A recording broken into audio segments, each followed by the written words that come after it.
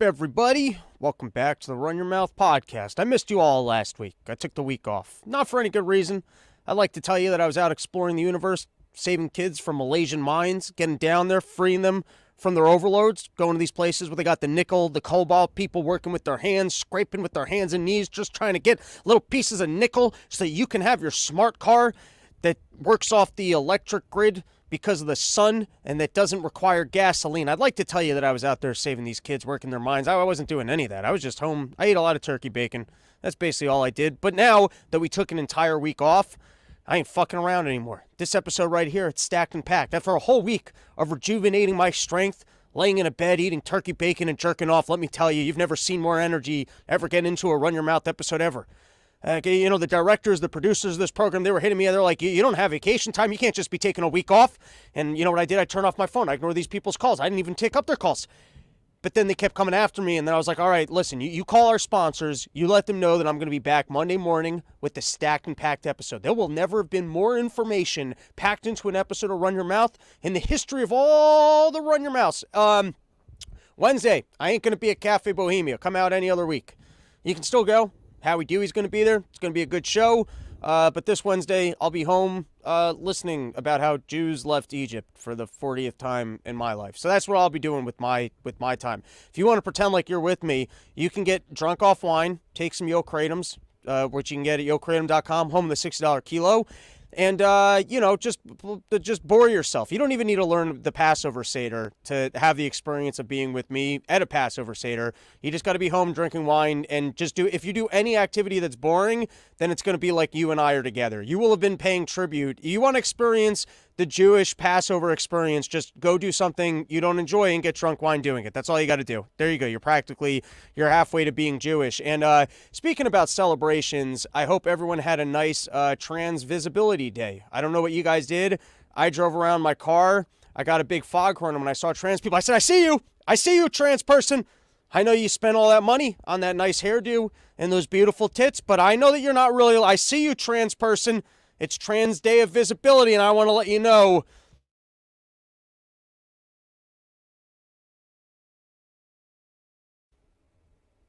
Oh my God, do you guys believe this shit? Do you guys believe this shit? Fucking the internet. I finally make my grand return to Run Your Mouthing, and the internet starts freezing up on me.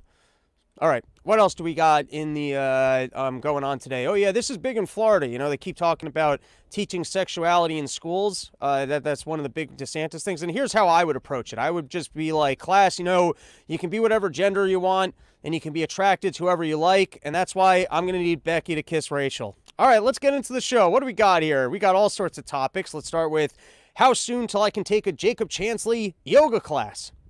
By the way, you want to meet some crazy bitches, that's the place to do it. The Jacob Chansley yoga class, you want to meet some ladies that just got off of heroin, and now they're trying to put all their crazy focus energy into some breathing exercises, and maybe need someone to, help them with all that sweat after class. You got to hit up the Jacob Chansley yoga classes. I'm just saying, when he reopens his shamanic studio down in Arizona, and also, these are going to be conservative crazy bitches, because we don't get along with the liberal crazy bitches. You want the conservative? I'm just saying. All right, let's move on. What are the topics we got on the show? We don't got to get distracted by all this nonsense. We got real topics here. I'm gonna murder someone if my internet doesn't work today. Be on the lookout for the news for a Stamford, Connecticut murder of a neighbor. Okay, here we go. Are people released from jail for mental illness allowed to go back to shamaning, or do they lose their license? That's a good question. I'm looking forward for later in the show when we have coverage of that one, because that's an interesting question right there. Narcan is going to cost $45, be made readily available to people, but who that needs it is going to buy it? I mean, that seems like a waste of perfectly good fentanyl money. Another good question. Our question guy is on point today. You know what? Maybe the production team needed a break. Maybe, I don't know what the rest of the production team did with their week off. Maybe they were eating turkey bacon too, but this feels refreshed. All right. Will the folks of Florida dress like Davy Crockett, build a moat, and say, come and take him? We got gators, you sons of bitches. Next up, we got the record-breaking female Canadian bodybuilder beauty secrets to keep her feminine aesthetic even while roid raging and lifting weights. That's important. If you're going to be a male who declares himself to be female, but then still look manly, you're going to need some sort of a beauty regimen. And then last up, if the New York City DA ran for office on the pledge of indicting Trump, do we actually have a politician keeping their word? It's the first guy to ever do it. Isn't that pretty impressive? A guy actually promised to do something in politics, and he got it done. So if anything, instead of getting upset at this DA and telling him, hey, you're taking political prisoners, we should actually be promoting this guy because he's the first person I've ever seen that actually got something done. All right, here we go. What else we got? So we got the QAnon shaman.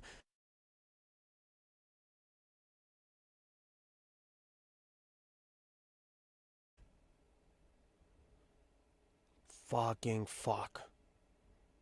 Do you guys believe this internet situation? I'm over here. I'm channeling the universe.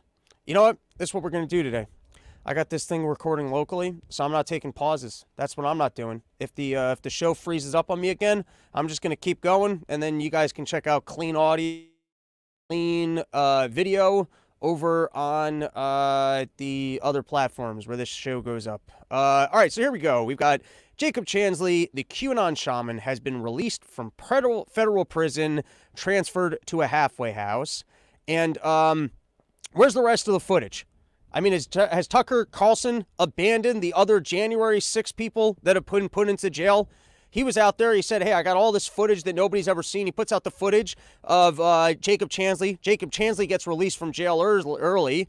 And I don't know. I want to see almost like an NFL referee up there. After reviewing the play on the field, we decided to have some compassion for the people. How come there isn't a full review here? So we got the footage of one single individual. He gets released from jail. And yet we're not seeing any of the other footage. And there's no talk about all these other cases being reviewed. These prosecutors should be going to jail.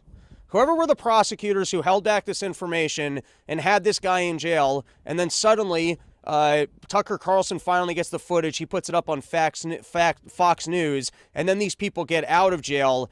We should be having a review of these prosecutors. What were how come there's no accountability for them of getting people basically wrongfully placed into jail? But of course, this guy wasn't being released from jail because of the information that came out. This is what's being said. This is Albert Watkins, the attorney who handled Chansley's plea and sentencing, tells Time that the new footage did not play any role in his former client's release. Absolutely no, he says. I've seen no indication of any filings related to the new footage. There are no docket entries indicating the same. I don't know. This is like you caught your wife cheating on you and you're like, nah, I was leaving for other reasons. What are you talking about? This is how they avoid ever getting busted. Literally caught red-handed. They put a guy in jail, then the footage ends up on television, where everyone's like, well, that doesn't seem like a violent criminal. Seems like a person with mental illness that you guys paraded around the building so you could get good photo opportunities to try and sell your January 6th domestic terrorism thing.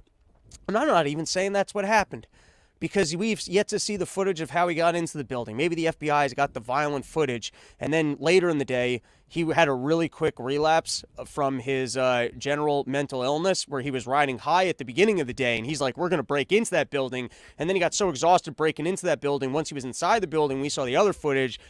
He was actually very compliant. He was nice to the officers. He got shown around and then went outside to tell everyone else, hey, Donald Trump, our noble leader, told us to go home. But we never saw him busting in. Maybe he was there with the fucking battering ram. And then all of a sudden, whatever meds he was taking started clicking in or wearing off. And then he had a change of heart. We don't know. But isn't it fucking shady as all fuck? I don't know if you can actually curse this much on YouTube. But let's go with it. Isn't it shady as all fuck that you got this guy in jail? We finally see some footage.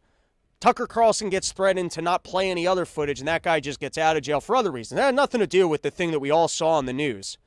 I mean, talk about the evils of our universe that, one, not all the other footage is being reviewed. Two, these prosecutors aren't in trouble. The entire system, it just gets to continue. That's what happens here. They just go, yeah, we're releasing him for other reasons. Don't look at what's going on here. QAnon shaman Jacob Chansley halfway house neighbor stunned to learn of his past. Now he's in a halfway house. He's just hanging out with this other guy. This other guy's saying he's quiet, he's cool. But what's going to happen when he gets his hat back? I mean, did he get his hat back? Is that like that scene in Blues Brothers when you check yourself into jail and then you got a sign for all your stuff, black pants, black jackets, used condom, pack of smokes? What happens when he puts that hat back on? Maybe he gets all that energy back. Maybe he's being all chill now, seeming all cool, but you throw that hat on that guy, and he's going to be a fucking maniac once again, getting out there and raging. All right, I think that's all I got on the QAnon shaman. Let's take some comments. Let's see what's going on. We're actually live. We're hanging out with the people. What do we got? Anything goes. Does Mad Dog 2020 still count as kosher wine? Never heard of it, but yeah, get after it. Enjoy it.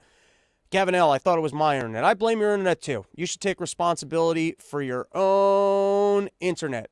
Okay. Roscoe coming in, rob the fire. And let me tell you, that piece of silver that guy gave me as our currency goes to shit might be the thing that saves me. And Forest Mommy coming through. Internet works as good as trans neo-vagina. There you go. Just pauses. You got to take pauses for it to reboot and act more vagina-like. All right. And here we have a champion female bodybuilder out in Canada. There it is. You want to know who's the strongest lady in all of Canada? You're looking at it right there on your screen. That is the strongest lady in all of Canada. So here's the story, at least the way that it's been told to me, fourth hand, because I didn't research it. Because I was eating, this was last week's news. That was still when I was doing the whole turkey bacon thing. Now we're back to actually, doing what we do here. So you got this dude, and he's coaching his team. And then a man lady, but I mean, represents herself as a lady, calls herself trans. She enters the competition. She breaks all the records. And then this guy looks at the rules, and he goes, that barely even looks like a lady. Why is that lady able to compete in my lady competition? She doesn't look like a lady. She wasn't born a lady. She's probably taking testosterone on top of her natural testosterone. She's breaking all the records. And so he reads through these Canadian rules, and the Canadian rule says, hey, as long as you say you're a lady, we're not asking no questions. You can come compete as a lady. And he goes, fine, I'm going to show off how dumb that is. And you know what he does? He shows up and he breaks that lady's record. Now that lady, who's actually born a man, but now identifies as a lady, but at least takes it a little bit more seriously, she's all upset and saying that this guy's making a mockery of it. The point being, the whole thing's insane, so good for this guy for making a mockery. Here's what I think. Here's what I think we need to do. You know how, like, they have USADA in the UFC to make sure that you haven't been taking testosterone for too long of a time? I think we need to make committees that if you're a man competing in ladies' sport, you got to at least give up your dick. I think that's it, that simple. We should even have a ceremony for it. Like, maybe it's got to get presented to, like, the high council of that sport. Like, I feel like that's the sacrifice you need to make if you're going to play in women's sports, is you got to sacrifice up your dick. We'll have a nice little fire. Maybe we'll go up and smoke. We can add fancy, beautiful colors to it, like it's a gender reveal party, blue, pink, whatever you like. Maybe you can get the ashes. You can start actually wearing it around your neck like it was a loved one, but it's just the ashes of your own penis. That's the sacrifice you want to make if you want to play in women's sports. I mean, if we're going to say that people born as men can become ladies, they have to actually go through with it. You have to actually become the lady. And so even if you're within the process, you're slapping the tits on, but you still got your wiener, you're still a dude. I mean, can we at least say that? It's fine for you to be a male who identifies as female, but until you're actually doing the thing, you can't compete against women in a women's event. You still, I'm willing to accept your science vagina and that you identify as the other gender, but you at least got to go through with it.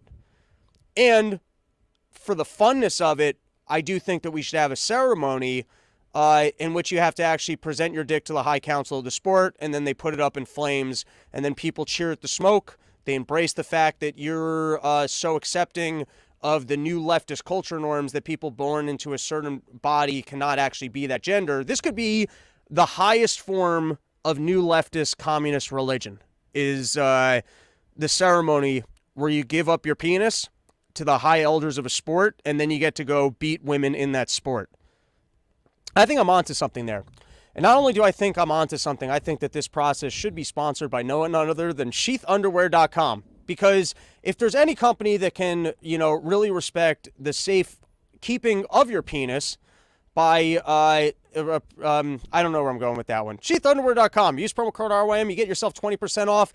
And in all seriousness, sheathunderwear.com has been with this program now for 2 years. We're in our second year of Sheath Underwear. And guess what? Last week, when I took the week off for turkey bacon, was Robert really calling me up and going, where the hell am I? No, he was pretty cool about it. So be cool and buy yourself some Sheath Underwear. Because, by the way, we're getting rid of this backdrop. I know I've been saying that, but I met with a construction guy, and by a construction guy, I just mean my one friend who happens to have a little bit of experience in construction, Sid, from the Shedcast. He came over here. We pulled out rulers, and usually we just measure our penises. That's usually what we do, and mostly he beats me, but sometimes I win. Don't ask how the science on that works, but, sometimes I'll take a line of Blue Chews beforehand, but this isn't a Blue Chew ad. Blue Chew doesn't do anything for your penis. We're trying to talk about Sheath right now, so forget about Blue Chew. Blue Chew's never sponsored the show. Go take a generic Viagra. Go show up and take some rhino horsepower samurai assholes take over a village Genghis Khan juice from your local bodega, as far as I care. All I'm trying to say is that thanks to the support of our loyal sponsor, Sheath.com, we got some new studio improvements coming soon. And if you've never tried SheathUnderwear.com, it's the greatest underwear that's ever graced the balls of man. So, and you're going to see in a minute, you're going to see when we get to this next topic how important it is actually supporting the sponsors that make content like this happen. Because in the world we live in, this is how much brands help you. Hate you. Hate you. That was the word I was looking for. This is how much brands hate you. And now it could be that this was an April Fool's Day prank that I fell for. And let me tell you, I'm never reading the news on April 1st or 2nd again. I'm done with it because I sit there and usually I get pissed off at the news. But then in April, I was reading an article the other day that in Colorado, you're going to have to take a ski lesson before you can even ski on the mountain. I'm like, I only go for 2 days. How's the ski lesson going to fit in? And I'm sitting in I was reading the article in a Starbucks. I almost started yelling at the lady next to me. I almost started fucking losing my mind. And then I realized, it's probably just an April Fool's Day article. But now do I want to go research whether or not it's an April Fool's Day article? Do I want to be going Twitter yelling about these policies? I read 4 articles before I realized, it's fucking April 1st. I was like, my God, I took 1 week off from the news and the insanity has ramped up this much. What was the other one that I saw that was just I was reading it? Oh yeah, it was this fake article about Ticketmaster having an option for all the fees. I think it was off I was like, what are you, Ticketmaster's actually going to mock me like that? They're just going to tell me up front how many fucking fees I'm going to have to pay? At least lie to me and make it come in after the ticket. All right, so anyways, don't read the news on April 1st or 2nd because everything's so fucking cocky. I mean, just crazy that how the fuck are you supposed to tell what the fact from fiction and what I'm supposed to be mad about and what I'm not supposed to be mad about? So you got Dylan Mulvaney, who is the firstly, she's losing her touch. I want to tell you, I watched this video where I guess she got her big Bud Light paycheck, unless this was an April Fool's Day prank, and she wasn't selling it. She was falling back into manly kind of talking rhythms. Usually she's really up there going full 7-year-old girl who is in a Disney movie and just got the presents that she was looking for Christmas. That's usually the energy that she's running with, right? But now I guess she wasn't excited about the Bud Light sponsorship, and so she was kind of falling out of that. I guess she's a little bit less excited to be a lady now. I'm not sure what's going on there. But we're at peak socialism, and mainstream brands hate you, and we need to collectively stop supporting them. Because I actually do work in digital advertising, and there are brands that won't touch the content that you love. They don't even care that the consumers purchase that. They mock us by going, listen, we're going to support things that you hate and don't like. Even if you you don't have a problem with trans stuff, you even think that it's noble and good and people can change their gender. Do you think that there's more profits in Bud Light sponsoring a Dylan Mulvaney as opposed to a Shane Gillis? Shane Gillis, funniest, coolest comic dude out there. He's out there he's talking Bud Light's life. You think Bud Light would ever it doesn't matter how big Shane's audience is or how many people would be out there going, oh yeah, I'm living a Bud Light life. You think this is going to push any cans of Bud Light? You want to be living in a world where the only things that can exist are drag story musicals? You're going to be talking to your kids. Back in my day, there used to be rock and roll concerts and rodeos and monster truck rallies, but then for some reason Monster Energy decided that they were only going to put their money behind the Trans Care of America reading group ballerina show Rockettes of Fat People. The point I'm trying to get at is either I'm falling for an April Fool's Day prank here, and this didn't actually exist, or this is what peak socialism looks like, where companies do not care about profits or market share. They could care less about actually advertising to people because I guess no other beer company can come around and actually... Bud Light, what is it? It's just some shitty fucking light beer. Why are we drinking it? Make the piss cans of America that supports the content you like beer can. And let's just start actually sponsoring good content that people like, and then just have that thing make money. All right, let's take a couple comments here. What do we got going on in the chat? Wade French, if I bench 315, can I be the strongest lady in Kentucky? No, but I'll touch your tits. I mean, you're benching 315? Show me what you're doing, bro. Let's take some pre-energy the next time I'm in Kentucky. Lift some weights. Bengals. Maybe we deserve this dystopia. I didn't do nothing to deserve this dystopia. Maybe you deserve this dystopia. What are you doing in your free time that you feel like this dystopian reality that we live in is good and that you deserve it? Feel better about yourself, Bengals. All right, next one. Anything goes. Monster Energy is owned by Budweiser. Yeah, I know. It's like every liquor brand here is owned by these German conglomerates that come into our country, and instead of going to war with us, they just, put all their money into content that we hate, and that's what they support. All right, what else we got on the show? Oh, speaking about the profit opportunities of just catering to people, Amsterdam launches campaign urging rowdy British men to stay away. They don't want it. They don't want people coming to their town and having fun anymore. They used to be out there going, hey, you could smoke weed and bang hookers while you're here. But now they're like, don't come here. We're going family friendly. We're partnering with Bud Light, and we're creating ourselves the Dylan Mulvaney shopping experience of Amsterdam. Who's just going to buy and reopen Epstein Island for people just looking to part, but not with the kid part, without that? I mean, who's going to finally just step up and be like, yo, you can rage here. That's what we need, Rage Island. All right, what else I got? We got some real news stories coming at you. Oh, we missed that. That's sad. All right. This was President Biden speaking out on Trans Visibility Day. Here's what President Biden had to say. On Transgender Day of Visibility, we want you to know that we see you just as you are, made in the image of God and deserving of dignity, respect, and support. And how evil is Biden's God? How evil is Biden's God that when God made you in his image, he purposely made you in the wrong gender so that you would have to seek out science to make the correction for God's mistake? It's pretty nasty God that you believe in there, Mr. Biden. Made in the image of God incorrectly by God. So God exists. I don't remember a bunch of things in religion about the highest formula thing being correcting when God made the mistake about which gender you were born into. But that's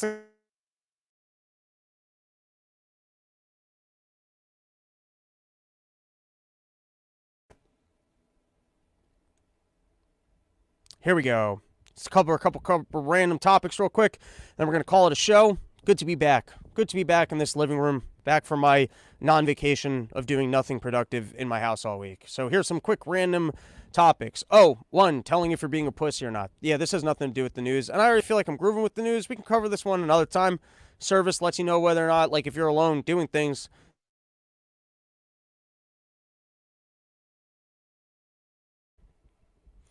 Mike Pence testimony. Oh, yeah, they're saying that Mike Pence has to testify, which is just going to be like Donald Trump kept calling me a bitch. That's it. He told me to take things out of my asshole and help him in pretending like an election was stolen. The dollar's over. That's probably just true. Go buy shit while you can. Just enjoy your money before, I know everyone's like,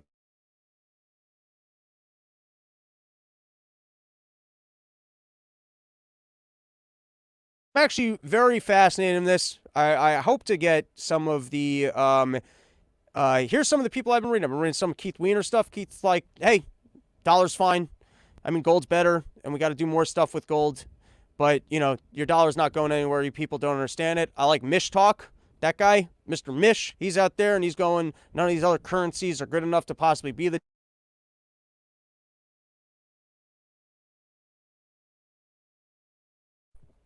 who really knows, more coverage coming at you. I'm getting distracted because the fucking internet's not working.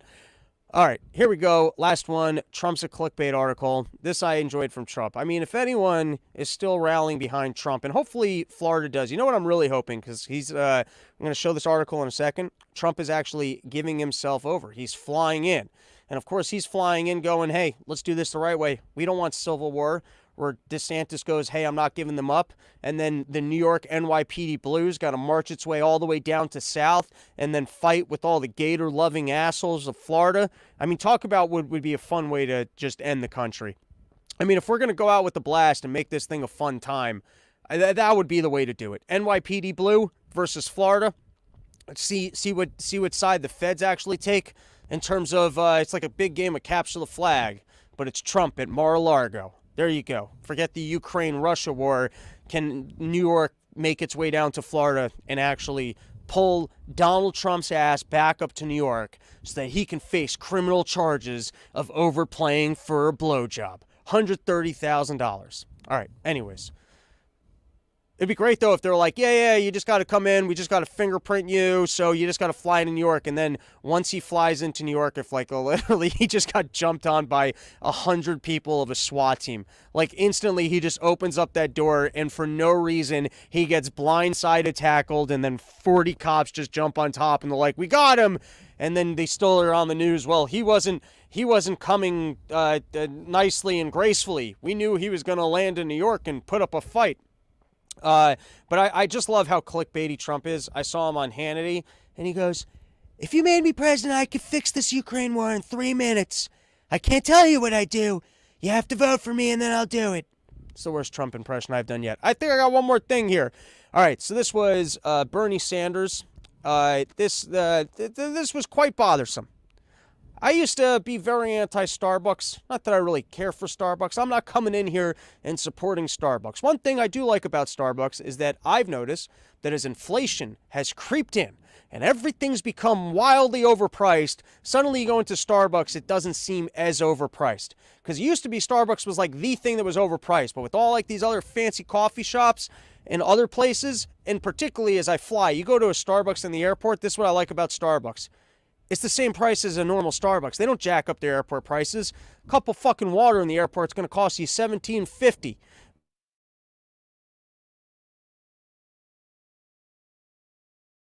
Starbucks is, I'm going to give you guys the Jew move of Starbucks. You get yourself a double espresso over ice.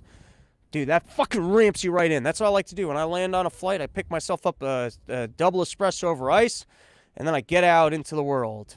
So I've started to come to appreciate Starbucks a little bit more, just because as a Jew who recognizes price increases, inflation, and good value in a cup of coffee, Starbucks has stepped up its game over the last couple of years.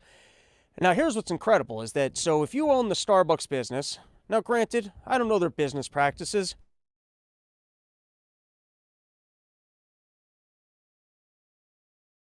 Just that mom and pop shop can't compete with them. I'm not saying that Starbucks is the most noble business of all time. That's not what I'm trying to say. But for all the people out there who loiter at a Starbucks on a daily basis, buy a single cup of coffee and sit there, and every employee of a Starbucks who has a job, who, if they can make money going to do something else, they could just go do that. I got to say that the Starbucks barista job does seem like a bad job for like a minimum wagey type position, because that one's busy and stressful. You're up there, you're mixing all the drinks. I don't think you get tipped that well. Like, you might as well become like a mixologist, bartender type person, except I guess this is like the equivalent of that is like 16-year-olds. So maybe it's good training. Maybe as a 16-year-old you can't work at a bar yet, but you can memorize all those Starbucks machines.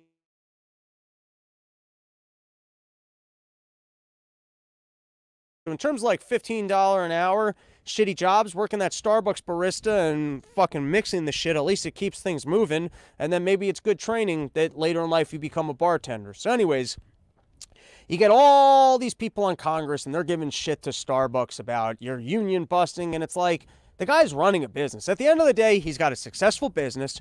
Nobody's forced to shop there. The employees aren't forced to work there. So he must be creating quite a bit of value, both for his employees and for the markets that he serves, unless he's out there and he's actually worked with the government in terms of creating licensing laws that other people can't open up coffee shops. And so his entire success is on the back of the fact that he's basically a partner with government, which could be. Maybe Starbucks is actually as evil of an industry as everybody else, and I don't know the inside story of how this Schultz guy has actually partnered with government in terms of creating licensing that no one else can compete with him, and that's why he's so successful. And so when the Democrats go, hey, you're not keeping up your end of the bargain because we gave you all this favorable treatment, but based off the pricing I see at Starbucks and the fact that they haven't jacked up everything relative to the inflation, I don't think they'd be charging $15 a cup of coffee the way dentists charge you if you had the same licensing law. So I don't think that there's a licensing facade that's supporting the Starbucks enterprise. I actually think, even though for the longest time, I was like an anti-star. I just liked the mom and pops. I didn't like the taste of their coffee. I liked a good cold brew. But then after too many days of being OCD in random towns, spending the entire day walking around looking for a good cup of coffee and then sipping a coffee and throwing it right in the garbage going, that's not what I was looking for. I've had some real insane OCD days. I was just like, the Starbucks over ice. I know what it is. It's not that big of a deal. I had to, all right. Anyways, we're not trying to talk about my OCD, trying to save money and then wasting money at the same time. We're trying to talk about these senators sitting there going, how dare you run a business in the way that you want to run a business? Like as if any of these senators who have never run a business, they've never done anything of value to the marketplace, can sit there and tell you how you should be running your company. The guy's successful. There's a reason why he's as successful as he is, and it's because he's able to do something that you guys can't. What are you guys? You guys are executives in the United States government, which is probably the most failed business of all time. Just wait till the thing actually collapses. Just wait till the bill comes due on all of the free shit that you've offered people to be in power. That's what your business model is. Hey, we're going to offer free shit so that we can be in power, and then we're going to partner with specific elites where we put laws in place that make sure that they don't have to compete with other people so that goods and services are more expensive, but I can get a kickback and I can remain in power. And then when I leave, they can pay me off for that bribe. So that's what your business model is. Your business model is making sure that there isn't innovation and competition in the market and a structure in which people just pay for goods and services based off of value. And now you're criticizing a person who actually has a working business based off of what expertise? The failed business that you're at and running? Anyway, so amongst all the dialogue of Bernie saying, excuse me, sir, it's not true. You couldn't pay your employees more. I, as a person who's made millions writing books about not fairness, let me tell you what is not fair. I know this better than anyone. Just look at the millions of dollars that I've made from my books based off of fairness. I am the expert in fairness, and what you are doing, good sir. All right, so anyways, this was one good moment from all these videos, from all of these videos, and where Mr. Schultz, once again, I don't love Starbucks. I don't know enough about this guy, but I will say this is one particularly good moment. Let's give it a watch. And it's been said many times by the chairman. I just want to make a point of that. This monarch of billionaire, let's just get at that, okay? I grew up in federally subsidized housing. Let me finish. I grew up in federally subsidized housing. My parents never owned a home. I came from nothing. I thought my entire life was based on the achievement of the American dream. Yes, I have billions of dollars. I earned it. No one gave it to me. And I've shared it constantly with the people of Starbucks. And so anyone who keeps labeling this billionaire thing, it's Mr. Schultz, I don't mean to cut you off. We have time limits here, and you have the opportunity. I'm not cutting you off. It's your moniker constantly. It's unfair. No, it is not. You have had more time. I've been generous with the time. No, it is not. It is my job to shame you. That is my business model. I make millions of dollars by claiming that you are evil for having your billions of dollars. And so don't tell me at my own committee hearing that I'm not allowed to shame you. That is my job.